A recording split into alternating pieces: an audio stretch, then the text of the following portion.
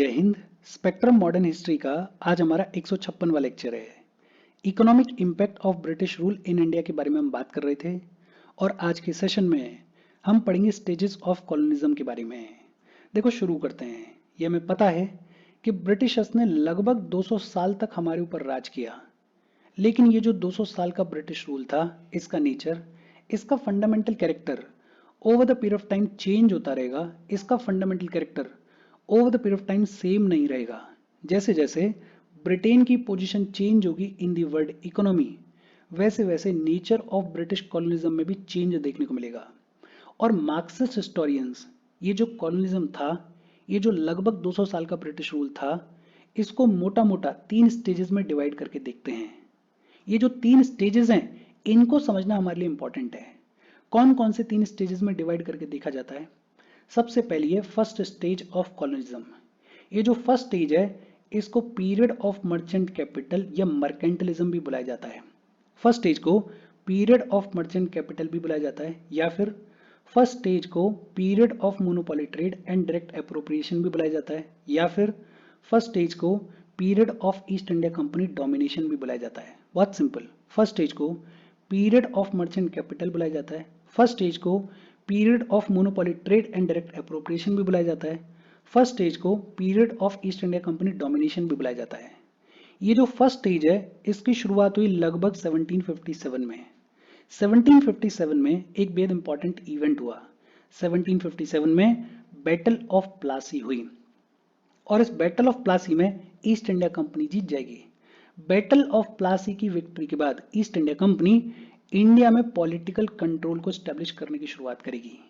ये जो first stage है, इसकी शुरुआत हुई 1757 से और ये फर्स्ट स्टेज लगभग 1813 तक चलेगी। 1813 में भी एक बेहद इंपॉर्टेंट इवेंट हुआ। 1813 में चार्टर एक्ट ऑफ 1813 को लाया गया और चार्टर एक्ट ऑफ 1813 के आने के बाद एक बार फिर से fundamental character of British rule में चेंज देखने को मिलेगा। ये जो फर्स्ट स्टेज थी, इस फर्स्ट स्टेज के दौरान ईस्ट इंडिया कंपनी के 2 बेसिक ऑब्जेक्टिव्स थे। कौन कौन से 2 बेसिक ऑब्जेक्टिव्स थे? एक तो to acquire monopoly over trade. East India Company काम करेगी इंडियन ट्रेड के ऊपर मोनोपोली अक्वायर करने के लिए। ईस्ट इंडिया कंपनी अपने सभी कॉम्पिटिटर्स को, फिर चाहे वो यूरोपियन हो, फिर चाहे वो इंडियन हो, उनको इंडियन ट्रेड से बाहर करेगी, उनको इंडियन ट्रेड से एलिमिनेट करेगी और ट्रेड के ऊपर मोनोपोली अक्वायर करने के लिए काम करेगी ईस्ट इंडिया कंपनी। और दूसरा, to establish control over government revenues. Government revenues के ऊपर ज्यादा से ज्यादा कंट्रोल स्टैब्लिश करने के लिए भी ईस्ट इंडिया कंपनी इस फर्स्ट स्टेज के दौरान काम करेगी। और ये जो गवर्नमेंट रेवेन्यूज के ऊपर कंट्रोल है, इसकी शुरुआत हुई बैटल ऑफ बक्सर के बाद। बैटल ऑफ बक्सर में ईस्ट इंडिया कंपनी जीती और इस विक्ट्री के बाद बंगाल, बिहार और उड़ीसा के दीवानी राइट्स किसको मिले? कंपनी को मिले। और यहां से गवर्नमेंट रेवेन्यूज के ऊपर कंट्रोल स्टैब्लिश करने की शुरुआत करी ईस्ट इंडिया कंपनी ने। और इसके बाद से कंपनी के लिए फंडामेंटली चीजें चेंज भी हुई। बिकॉज इससे पहले तक क्या होता था, अगर कंपनी को इंडिया के साथ में ट्रेड करना है, अगर कंपनी को इंडियन गुड्स को खरीदना है, तो वो अपने साथ में बुलियन लेके आती थी, वो अपने साथ में गोल्ड लेकर आती थी। गोल्ड दो और इंडियन गुड्स को खरीदो, पैसा दो और इंडियन गुड्स को खरीदो। लेकिन अब क्या होगा? अब कंपनी यहीं पे रेवेन्यू जनरेट करेगी और उसी पैसे से कंपनी इंडिया के साथ में ट्रेड करेगी, कंपनी इंडियन गुड्स को खरीदेगी। मतलब इससे पहले तक एटलीस्ट कंपनी को कुछ लेकर आना पड़ता था, बुलियन लाना पड़ता था, गोल्ड लाना पड़ता था। लेकिन अब रेवेन्यू यहीं पर जनरेट कर रही है कंपनी। कंपनी का इन्वेस्टमेंट 0 है और कंपनी का प्रॉफिट 100% है। यहीं से रेवेन्यू जनरेट करेगी और यहीं के पैसे से यहीं के गुड्स को खरीदेगी और दुनिया भर के मार्केट्स में जाके बेचेगी। मतलब 2 फ्रंट्स पे काम किया गया इस फर्स्ट स्टेज के दौरान। एक तो कंपनी काम कर रही थी पॉलिटिकल कंट्रोल को स्टैब्लिश करने के लिए, और दूसरा कंपनी काम कर रही थी गवर्नमेंट रेवेन्यूज के ऊपर कंट्रोल स्टैब्लिश करने के लिए। लेकिन इस फर्स्ट स्टेज के दौरान कंपनी इंडिया के एडमिनिस्ट्रेशन में, इंडिया के जुडिशियल सिस्टम में, इंडिया के ट्रांसपोर्ट कम्युनिकेशन सिस्टम वगैरह में, इनफैक्ट इंडिया के एजुकेशन में, कल्चर में, सोशल ऑर्गेनाइजेशन में कोई भी चेंजेस नहीं करेगी। अगर सिंपल तौर पे बोलें तो कंपनी इस फर्स्ट स्टेज के दौरान इंडिया के एडमिनिस्ट्रेशन में, जुडिशियल सिस्टम में, एजुकेशन में, कल्चर में, सोशल ऑर्गेनाइजेशन में इंटरफेयर नहीं करेगी। कंपनी के दो बेसिक ऑब्जेक्टिव्स हैं। एक तो कंपनी काम कर रही है इंडिया के ट्रेड के ऊपर मोनोपोली एक्वायर करने के लिए, और दूसरा कंपनी काम कर रही है गवर्नमेंट रेवेन्यूज के ऊपर कंट्रोल एस्टेब्लिश करने के लिए। हाँ, दो चीजों में चेंजेस किए गए। एक तो मिलिट्री ऑर्गेनाइजेशन में चेंजेस किए गए, बिकॉज कंपनी इंडिया के ऊपर अपने कंट्रोल को एस्टेब्लिश करना चाहती थी, और कंट्रोल अगर एस्टेब्लिश करना है तो उसके लिए मिलिट्री की जरूरत है, और मिलिट्री को अपने हिसाब से ईस्ट इंडिया कंपनी ने, अपने हिसाब से ब्रिटिशर्स ने ऑर्गेनाइज करने की शुरुआत की इस फर्स्ट स्टेज के दौरान। और दूसरा, रेवेन्यू कलेक्शन का जो एडमिनिस्ट्रेशन था, उसका जो टॉप स्ट्रक्चर था, उसमें भी कंपनी ने चेंजेस करने की शुरुआत की, बिकॉज कंपनी का एक बेसिक ऑब्जेक्टिव ये भी था कि गवर्नमेंट रेवेन्यूज के ऊपर कंट्रोल एस्टेब्लिश करना है। तो गवर्नमेंट रेवेन्यूज का जो रेवेन्यू कलेक्शन का एडमिनिस्ट्रेशन था, उसके टॉप में कंपनी ने अपने ऑफिसर्स को बिठाने की शुरुआत की। दो लेवल्स पे चेंजेस किए गए, एक तो मिलिट्री ऑर्गेनाइजेशन में, और दूसरा रेवेन्यू कलेक्शन के एडमिनिस्ट्रेशन में कंपनी ने चेंजेस किए। बाकी जुडिशियल सिस्टम में, ट्रांसपोर्ट कम्युनिकेशन के सिस्टम में, एजुकेशन में, कल्चर में कंपनी इंटरफेयर नहीं करेगी, कंपनी इन सारी चीजों से दूर रहेगी। ये जो फर्स्ट स्टेज है, इस फर्स्ट स्टेज के दौरान कंपनी का मोटिव है प्रॉफिट कमाना, कंपनी का मोटिव है कमर्शियल कैपिटलिज्म, और इस फर्स्ट स्टेज के दौरान large scale drain of wealth from India देखने को मिलेगा। कंपनी खूब सारा पैसा लूट के इंडिया से लेके जाएगी, ब्रिटेन लेके जाएगी, और ये जो पैसा है इसको ब्रिटेन में यूज किया जाएगा इंडस्ट्रियल रिवॉल्यूशन को फाइनेंस करने के लिए। हमारे पैसे से इंडस्ट्रियल रिवॉल्यूशन की नींव रखी गई ब्रिटेन में, नींव रखी गई यूरोप में। कंपनी हमारे पैसे को लूट के ले जाएगी, और इस पैसे के थ्रू ब्रिटेन में इंडस्ट्रीज को लगाया जाएगा। बट ये जो फर्स्ट स्टेज थी, इस फर्स्ट स्टेज के दौरान ब्रिटिश मैन्युफैक्चरर्स का लार्ज स्केल इंपोर्ट हमारे कंट्री में देखने को नहीं मिला। ऐसा नहीं था कि इस फेज के दौरान बहुत ज्यादा इंपोर्ट किया जा रहा था ब्रिटेन से, इनफैक्ट उल्टा हो रहा था, हमारे यहां से एक्सपोर्ट ज्यादा हो रहा था। लेकिन ये जो एक्सपोर्ट हो रहा था, इसमें रॉ मटेरियल्स का भी एक्सपोर्ट देखने को मिल रहा था। मतलब विजिबली तो नहीं, लेकिन थोड़ा थोड़ा हमारे इंडियन इकोनॉमी को ट्रांसफॉर्म करने की शुरुआत कर दी थी ईस्ट इंडिया कंपनी ने, ट्रांसफॉर्म करने की शुरुआत कर दी थी ब्रिटिशर्स ने। इस फेज के दौरान वीवर्स को भारी नुकसान हुआ, वीवर्स को डिस्ट्रॉय कर दिया गया, वीवर्स को डैमेज कर दिया गया, बिकॉज कंपनी अपनी मोनोपोली स्टैब्लिश कर चुकी थी। कंपनी अपने हिसाब से गुड्स की प्राइसेस को रेगुलेट कर रही थी, कंपनी अपने हिसाब से पॉलिसीज लेकर आ रही थी, कंपनी अपने हिसाब से इन वीवर्स को एक्सप्लॉइट कर रही थी, कंपनी इन वीवर्स को फोर्स कर रही थी उन चीजों को प्रोड्यूस करने के लिए जो कि कंपनी के फायदे की थी। उन चीजों को फोर्स किया जा रहा था जिन चीजों से शायद वीवर्स को उतना इकोनॉमिकल एडवांटेज नहीं मिल रहा था। तो वीवर्स की स्थिति इस फेज के दौरान खराब हो जाएगी। बाकी इन जनरल कंपनी काम करेगी कमर्शियल कैपिटलिज्म को प्रमोट करने के लिए, कंपनी काम करेगी अपने कंट्रोल को मजबूत करने के लिए, ट्रेड के ऊपर मोनोपोली स्टैब्लिश करने के लिए, और गवर्नमेंट रेवेन्यूज के ऊपर कंट्रोल स्टैब्लिश करने के लिए। बहुत सिंपल सी बातचीत है। 1757 से लेके 1813 तक कंपनी हमारे एडमिनिस्ट्रेशन में, हमारे जुडिशियल सिस्टम में, हमारे एजुकेशन में, हमारे कल्चर में इंटरफेयर नहीं कर रही है। लेकिन हाँ, कंपनी बहुत स्मार्टली क्या कर रही है, ट्रेड को अपने कंट्रोल में ले रही है। कंपनी बड़ा स्मार्टली क्या कर रही है, गवर्नमेंट रेवेन्यूज को अपने कंट्रोल में ले रही है, और धीरे धीरे अपने पॉलिटिकल कंट्रोल को, अपने इकोनॉमिक कंट्रोल को हमारे कंट्री के ऊपर एक्सटेंड कर रही है। फिर आती है सेकंड स्टेज। सेकंड स्टेज के बारे में हम बात करेंगे, लेकिन उससे पहले वीडियो पे लाइक के बटन को दबा दो, बिकॉज लाइक दबाना जरूरी है। यूट्यूब ऐसे ही फंक्शन करता है, जब आप वीडियो पे लाइक के बटन को दबाते हो तो यूट्यूब वीडियो को कंसिडर करता है और थोड़ा सा पुश कर देता है। तो लाइक का बटन दबा दो, शेयर कर दो अपने सोशल मीडिया हैंडल्स पे, व्हाट्सएप वगैरह पे अपने फ्रेंड्स को, जो भी लोग इसमें इंटरेस्टेड हैं, इससे रिलेटेड पढ़ाई कर रहे हैं, उनको शेयर कर दो। अगर चैनल को सब्सक्राइब नहीं किया है तो फॉर श्योर चैनल को सब्सक्राइब कर लो, और अगर आप केपेबल हो, हेल्प करना चाहते हो, तो आप हमें हेल्प कर सकते हो by clicking on the join button, या फिर आप कंट्रीब्यूट कर सकते हो क्यूआर कोड को स्कैन करके। अच्छा, फिर आती है सेकंड स्टेज। ये जो सेकंड स्टेज है, इसे कॉलोनियलिज्म ऑफ फ्री ट्रेड भी कहा जाता है। सेकंड स्टेज को कॉलोनियलिज्म ऑफ फ्री ट्रेड भी कहा जाता है। और सेकंड स्टेज की शुरुआत हुई 1813 से, चार्टर एक्ट ऑफ 1813 लाया गया। चार्टर एक्ट ऑफ 1813 के आने के बाद एक बार फिर से ये जो fundamental character of British rule है इसमें चेंज देखने को मिलेगा, और ये जो सेकंड स्टेज है ये लगभग 1860s तक चलेगी।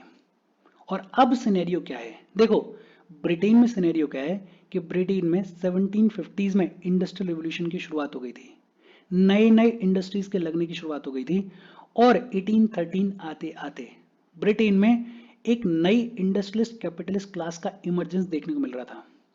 ये जो इंडस्ट्रियलिस्ट कैपिटलिस्ट क्लास थी ये पैसे वाली क्लास थी, रिच क्लास थी, ब्रिटेन को कंट्रोल करती थी, और ये जो क्लास है ये अब ईस्ट इंडिया कंपनी को क्रिटिसाइज करने की शुरुआत करेगी।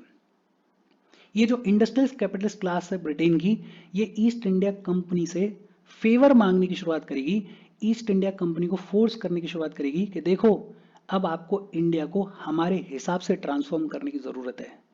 और ईस्ट इंडिया कंपनी उसको दिख रहा था कि अगर इंडस्ट्रियलिस्ट कैपिटलिस्ट क्लास के लोगों की बात नहीं मानी तो अल्टीमेटली ये भी हो सकता है कि क्राउन का सपोर्ट चला जाए। तो ईस्ट इंडिया कंपनी इन इंडस्ट्रियलिस्ट कैपिटलिस्ट क्लास के लोगों की बात को मानेगी और इंडिया को ट्रांसफॉर्म करने की शुरुआत करेगी as a market for ever increasing output of the British manufactured goods. ये जो इंडस्ट्रीज में, ब्रिटेन की इंडस्ट्रीज में गुड्स मैन्युफैक्चर हो रहे थे, इनके मार्केट के तौर पे इंडिया को ट्रांसफॉर्म करने की शुरुआत की जाएगी। सोचो, कल तक जिस इंडिया के फिनिश्ड गुड्स दुनिया भर के इंटरनेशनल मार्केट्स में जाया करते थे, अब उस इंडिया को ब्रिटेन के मैन्युफैक्चर्ड गुड्स के लिए मार्केट के तौर पर ट्रांसफॉर्म किया जाएगा। और दूसरा, इंडिया को कंपनी ट्रांसफॉर्म करेगी as a supplier of raw materials for British industries. British industries में जिन रॉ मटेरियल्स की जरूरत थी, उन रॉ मटेरियल्स के सप्लायर के तौर पे इंडिया के मार्केट को, इंडिया की इकोनॉमी को ट्रांसफॉर्म किया जाएगा।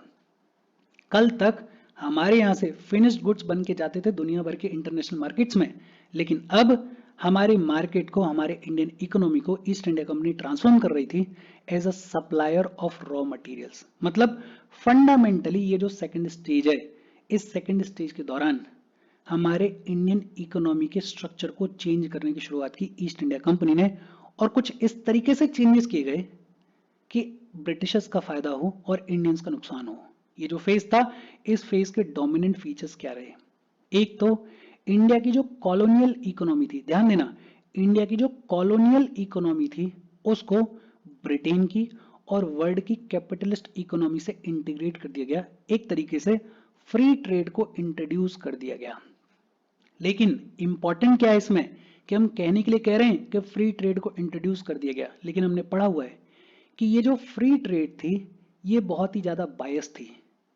इस फेज के दौरान ब्रिटिशर्स ने एक्सपोर्ट्स और इंपोर्ट्स को कुछ इस तरीके से मैनिपुलेट किया था कि इसका अल्टीमेट फायदा ब्रिटिश सिटीजन्स को होता था और नुकसान पूरा पूरा इंडियंस को होता था।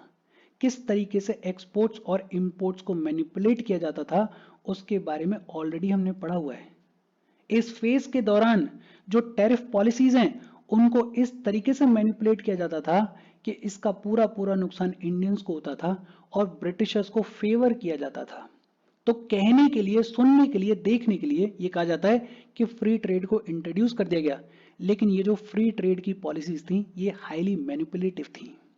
इस फेज के दौरान ब्रिटिश कैपिटलिस्ट की एंट्री इंडिया में अलाउ कर दी गई और फ्री एंट्री अलाउ की गई। आपको कोई ड्यूटी नहीं देनी है, आपको कोई टैक्स नहीं देना है, और आप आओ, टी प्लांटेशंस में आओ, कॉफी प्लांटेशंस में आओ, इंडिगो प्लांटेशंस में आओ, ट्रेड में आओ, ट्रांसपोर्ट में आओ, माइनिंग में आओ, मॉडर्न इंडस्ट्रीज में आओ, कोई दिक्कत वाली बात नहीं है। तो ब्रिटिश कैपिटलिस्ट को फ्री एंट्री प्रोवाइड कर दी गई इन इंडिया। इसके अलावा जो बेहद इंपॉर्टेंट चीज की गई इस सेकंड स्टेज के दौरान वो थी commercialisation of agriculture. Permanent settlement को लाया गया, रैयतवारी सेटलमेंट को लाया गया, और हमारे ट्रेडिशनल एग्रीकल्चर को कैपिटलिस्ट एग्रीकल्चर में, कमर्शियल एग्रीकल्चर में ट्रांसफॉर्म करने की शुरुआत की ईस्ट इंडिया कंपनी ने। कमर्शलाइजेशन ऑफ एग्रीकल्चर किया गया, और कमर्शलाइजेशन ऑफ एग्रीकल्चर में नुकसान क्या था इसके बारे में ऑलरेडी हम पढ़ चुके हैं। बिकॉज होता क्या था कि एक तो फार्मर्स को फोर्स किया जाता था वो चीजें प्रोड्यूस करने के लिए जो ब्रिटिश इंडस्ट्रीज के लिए फायदे की थी, फूड ग्रेन्स को रिप्लेस किया जा रहा था, और दूसरा आप कमर्शलाइजेशन कर रहे हो, लेकिन ये जो क्रॉप्स उगाने के लिए आप फोर्स कर रहे हो इंडियन फार्मर्स को, उसका फायदा इंडियन फार्मर्स को नहीं मिलता था। प्राइस फ्लक्चुएशंस अगर होते थे तो होता क्या था कि अगर प्राइसेस बढ़ गए तो जितने प्राइसेस बढ़े वो पूरा सारा फायदा इंटरमीडियरीज को चला जाता था, ब्रिटिशर्स को चला जाता था, पूरा पैसा वो लोग खा जाते थे। लेकिन अगर प्राइसेस ड्रॉप हो गए, घट गए, घाटा हुआ, तो घाटा किसको झेलना पड़ता था? इंडियन फार्मर को घाटा झेलना पड़ता था। तो कमर्शलाइजेशन ऑफ एग्रीकल्चर किया गया, और इस कमर्शलाइजेशन ऑफ एग्रीकल्चर का नुकसान इंडियन फार्मर्स को हुआ, इंडियन पीजेंट्स को हुआ। इस सेकेंड फेज के दौरान एडमिनिस्ट्रेशन में कॉम्प्रिहेंसिव चेंजेस किए गए। एडमिनिस्ट्रेशन में विलेज लेवल पे और रिमोट एरियाज में भी चेंजेस किए गए। और ये जो चेंजेस किए जा रहे थे, इन चेंजेस को करने के पीछे का रीजन क्या था? बिकॉज ब्रिटिशर्स चाहते थे कि जो ब्रिटिश गुड्स हैं वो रिमोटेस्ट एरियाज तक पहुंचे, जो एग्रीकल्चरल प्रोडक्ट्स हैं, जो एग्रीकल्चरल रॉ मटेरियल है, उसको रिमोटेस्ट एरिया से पोर्ट्स तक लाया जा सके, ब्रिटेन तक ले जाया जा सके। तो ये जो एडमिनिस्ट्रेटिव चेंजेस किए जा रहे थे, ये इंडियंस के फायदे के लिए नहीं किए जा रहे थे, ये किए जा रहे थे ब्रिटिश इंटरेस्ट को ध्यान में रखते हुए, ये किए जा रहे थे कॉलोनियल इंटरेस्ट को ध्यान में रखते हुए। इस सेकंड फेज के दौरान भी ब्रिटिशर्स, ईस्ट इंडिया कंपनी हमारे पर्सनल लॉज के साथ में कोई भी ज्यादा छेड़खानी नहीं करेंगे, लेकिन हाँ, क्रिमिनल लॉज में चेंजेस किए गए, लॉ ऑफ कॉन्ट्रैक्ट में चेंजेस किए गए। और ये जो चेंजेस किए जा रहे थे, ये चेंजेस किए जा रहे थे कैपिटलिस्ट कमर्शियल रिलेशंस को प्रमोट करने के लिए और लॉ एंड ऑर्डर को मेंटेन करने के लिए। लेकिन लॉ एंड ऑर्डर को मेंटेन करना सुनने में अच्छा लगता है, लेकिन ये जो लॉ एंड ऑर्डर मेंटेन किया जा रहा था, ये किया जा रहा था विद द व्यू कि ब्रिटिश इंटरेस्ट को किसी भी तरीके से प्रोटेक्ट किया जाए, प्रमोट किया जाए, इंडियंस को फायदा हो, वो दिमाग में नहीं था। तो इस सेकंड स्टेज के दौरान चेंजेस तो किए जा रहे हैं, एडमिनिस्ट्रेटिव चेंजेस भी किए जा रहे हैं, क्रिमिनल लॉ या लॉ ऑफ कॉन्ट्रैक्ट में भी चेंजेस किए जा रहे हैं, लेकिन इंटरेस्ट क्या है? कॉलोनियल इंटरेस्ट को प्रोटेक्ट करना, कॉलोनियल इंटरेस्ट को प्रमोट करना। मॉडर्न एजुकेशन को इंट्रोड्यूस कर दिया गया था। चार्टर एक्ट ऑफ 1813 के थ्रू एजुकेशन, इंग्लिश एजुकेशन को प्रमोट करने के लिए 1 लाख रुपए दिए गए थे, हमने पढ़ा हुआ है। तो मॉडर्न एजुकेशन को इंट्रोड्यूस कर दिया गया था। इंडिया की सोसाइटी और इंडिया के कल्चर को ट्रांसफॉर्म करने के लिए कुछ कुछ स्टेप्स लिए जा रहे थे, लेकिन ये भी इसलिए नहीं लिए जा रहे थे कि इंडियंस को एजुकेट करना है, इसलिए लिए जा रहे थे कि एक culture of loyalty towards the British rulers develop किया जा सके, एक इंग्लिश कल्चर के प्रति सुपियोरिटी वाली फीलिंग इंडियंस के बीच में डेवलप की जा सके, इंडियंस को एक तरीके से ट्रेन किया जा सके, तैयार किया जा सके लॉन्गर रन में रूल करने के लिए।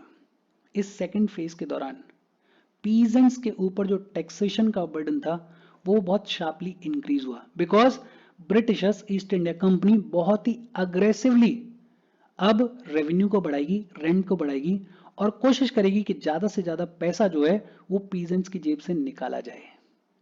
लगभग India 10 to 12% of British exports को एब्जॉर्व करता था। कहने का मतलब कि टोटल जितना भी ब्रिटिश एक्सपोर्ट होता था उसका लगभग 10 से 12% एक्सपोर्ट होकर कहां पे आता था? इंडिया में आता था। मतलब इंडिया को एक परफेक्ट मार्केट के तौर पे डेवलप किया जा रहा था।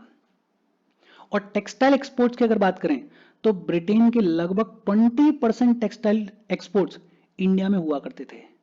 सोचो, कल तक जिन टेक्सटाइल्स के लिए इंडिया जाना जाता था इंटरनेशनल मार्केट में, अब उसी इंडिया में ब्रिटेन के लगभग 20% एक्सपोर्ट्स आ रहे हैं। लगभग 20% of the textile Indian market में आ रहा है, विच मीन्स कि हमारी टेक्सटाइल इंडस्ट्री को पूरे तरीके से डिस्ट्रॉय कर दिया गया और इंडिया को एक परफेक्ट मार्केट के तौर पर डेवलप किया गया। और इंडियन आर्मी को यूज किया ब्रिटिशर्स ने एशिया में और अफ्रीका में कॉलोनियलिज्म को एक्सपेंड करने के लिए। हमारे लोगों को यूज किया जा रहा था, हमारी आर्मी को मरवाया जा रहा था अपने इंटरेस्ट के लिए, अपने कॉलोनियलिज्म को प्रमोट करने के लिए। ये जो सेकंड स्टेज है, इस सेकंड स्टेज में थोड़ा ब्रूटल पॉलिसीज देखने को मिली। सेकंड स्टेज में देखने को मिला कि हमारे इकोनॉमी को, हमारे सिस्टम को फंडामेंटली चेंज किया गया, स्ट्रक्चरली चेंज किया गया, इंडिया को मार्केट के तौर पर डेवलप किया गया, इंडिया को सप्लायर ऑफ रॉ मटेरियल्स के तौर पर डेवलप किया गया। और फिर आई थर्ड स्टेज। ये जो थर्ड स्टेज है इसकी शुरुआत हुई लगभग 1860 से। ये जो थर्ड स्टेज है इसको era of foreign investment and international competition for colonies भी कहा जाता है। ये जो थर्ड स्टेज है इसको era of foreign investment and international competition for colonies भी कहा जाता है। देखो 1860s के बाद वर्ल्ड इकोनॉमी में फंडामेंटल चेंजेस देखने को मिल रहे थे। 1860s से पहले तक पूरे दुनिया भर में ब्रिटेन की इंडस्ट्रियल सुप्रीमेसी थी, ब्रिटेन का कंट्रोल था। लेकिन अब ब्रिटेन की इंडस्ट्रियल सुप्रीमेसी को चैलेंज करने के लिए बहुत सारी यूरोपियन कंट्रीज भी खड़ी हो रही थी। यूएस अपने आप में पावरफुल हो रहा था, जापान अपने आप में पावरफुल हो रहा था। ब्रिटेन की जो पोजीशन है वो अब उतनी मजबूत नहीं थी। और ये वो फेज है जब बहुत सारे न्यू इन्वेंशंस देखने को मिल रहे थे, जैसे स्टीम इंजन आ गया, इंजन में पेट्रोल की यूज की शुरुआत हो गई, प्रिंट वगैरह की शुरुआत बहुत पहले हो गई थी, अब वो प्रिंट जो है वो काफी डेवलप हो गया था और इसकी वजह से इंडस्ट्रियल रिवोल्यूशन का जो पेस है वो भी बहुत शार्पली इंक्रीज हो रहा था। और बहुत सारी इकोनॉमीज जो हैं वो ब्रिटेन के साथ में compete कर रही थी, वो ब्रिटेन को चैलेंज कर रही थी। वर्ल्ड मार्केट अब और ज्यादा यूनिफाई हो गया था बिकॉज ट्रांसपोर्ट का जो नेटवर्क है वो काफी हद तक डेवलप हो चुका था, रिवॉल्यूशन आ चुका था ट्रांसपोर्ट के नेटवर्क में। ये जो थर्ड स्टेज है, अब इस थर्ड स्टेज के दौरान ब्रिटेन काम करेगा इंडिया को प्रोटेक्ट करने के लिए। ब्रिटेन काम करेगा इंडिया नाम की अपनी कॉलोनी को प्रोटेक्ट करने के लिए, उसके ऊपर अपने कंट्रोल को और मजबूत करने के लिए। और इस थर्ड स्टेज के दौरान रिएक्शनरी इंपीरियलिस्टिक पॉलिसीज देखने को मिलेंगी। और ये वो फेज है जब एक बार इंडियंस ने ब्रिटेन की पावर को चैलेंज कर दिया है, 1857 का रिवोल्ट हो गया है।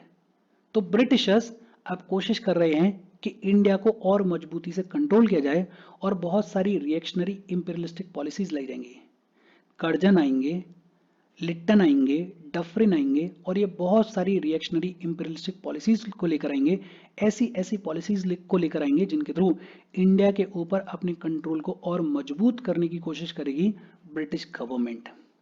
इंडिया के ऊपर अपने कंट्रोल को मजबूत करने के लिए और बहुत सारा पैसा इंडिया में लगाया गया, जैसे रेलवेज को डेवलप किया गया, लोन्स दिए गए इंडियन गवर्नमेंट को, ट्रेड के ऊपर और कंट्रोल को मजबूत किया गया, प्लांटेशंस में भी कुछ पैसा लगाया गया, कोल माइनिंग में भी कुछ पैसा लगाया गया। लेकिन ये जितना भी डेवलपमेंट किया जा रहा था, जैसे रेलवेज को बिछाया जा रहा था, इसका मोटिव ये नहीं था कि इंडियंस का फायदा हो जाए।